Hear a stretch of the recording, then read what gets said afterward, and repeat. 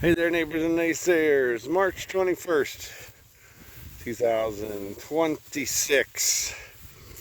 I'm actually taking this video because I'm waiting on a dumb dog to come up here and stand and rub on me. He always does when I take a video. I've been trying to give him Lyme vaccine for about 2 weeks, and he always evades me. It's part of the problem of having guard dogs is that they have a mind of their own, and as I tell the people at the vet, they're not exactly housebroken. So there's only so much we can do with getting them shots and getting them taken care of. And if I sound like I'm talking funny, it's because I got a part of the syringe in my mouth to kind of jab him as fast as I possibly can. Grass is starting to get ahead of us. We've got days and days and days ahead to even get close to catching up, which we won't, but we're trying our best. So we got what we can do. Apologize for that little interruption. Finally walked up here and did it, and he didn't even notice. There's a good picture of the syringe before I stab myself with it.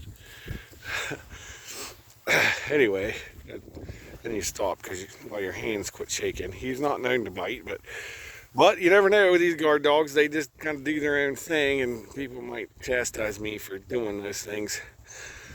But they're not dogs. They're livestock as far as, I mean, are they my partners? Yeah. Do I love them dearly? I certainly do.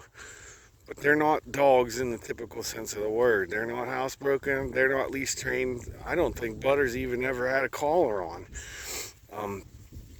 And, you know, is that a problem? Well, if the county dog warden would show up, but as long as none of you are snitches, we're okay. They don't leave. They don't go anywhere. And to be quite honest, this may sound harsh, but if they do go somewhere, then I don't want them back anyhow. This is Scarlett looking at us right here. She's our second oldest, but only by 3 months, and she's a Great Pyrenees. She's going to be the last Great Pyrenees because she's the only one that will roam, and she'll take Dum Dum here at my feet with her when she goes. But other than that, I mean, Butter, I can't show it to you because he's standing between my legs right now, is not neutered. He needs to be, and when he goes to a vet at some point, he will be, but in order to take these dogs to a vet the way I do it, you have to load some sheep and take the dog. Unless they're down and out with Lyme disease, that's the only other time a dog ever goes to the vet with us. And we give them vaccines to hope that they don't get Lyme disease. So we just don't, it's just not something I need to worry about.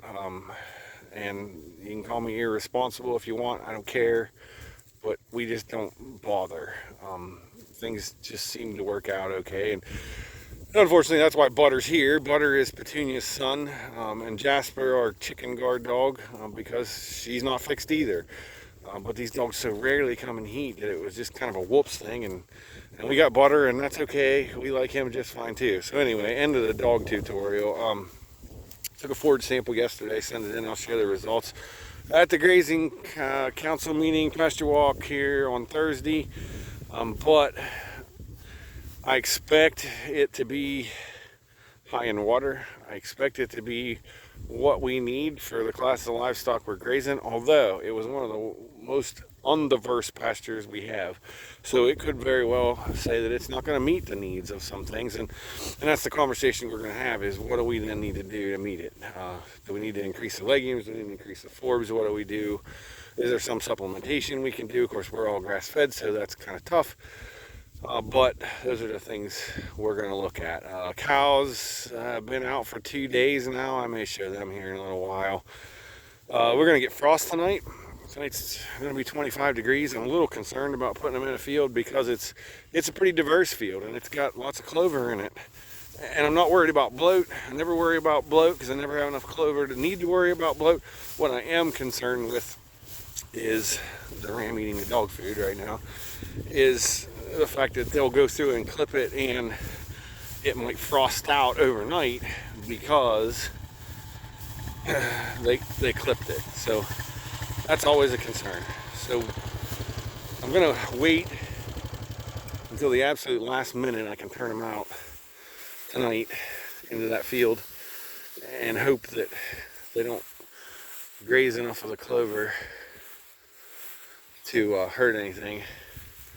So that's the plan. I mean, I could put them somewhere else, but it's just a pain to get them there. So we'll do that. That's a concern when you get pastures diverse, that they'll go through and clip that clover off, and then it stands possibly a better chance of frosting. I don't know that it actually does, but it's a concern of mine. So sheep are starting to shed out, starting to look good, and we should have lambs here directly in the next 2 weeks, sometime around May 1st. So that's, as you can see, is one of the rams. There's a spotted one out here that bred a high percentage of the ewes, or at least we hope. And then he got turned out second. He's actually the father of the spotted ram, because we wanted the lambs out of the spot. The spotted one's meatier, smaller, sort of framed, finished faster, we hope. But I mean, the lambs we've had out of him have been good. Just we're wanting to see what those spotted ones are, kind of our little experiment. Closed herd here, sort of, because we haven't had a ram in a while. So we're just trying to select from our better ewe population and make better lambs as we go. So that's about all I got. Thank you for hanging in there while I gave the dog a shot. With that, I'll say we'll see you next time.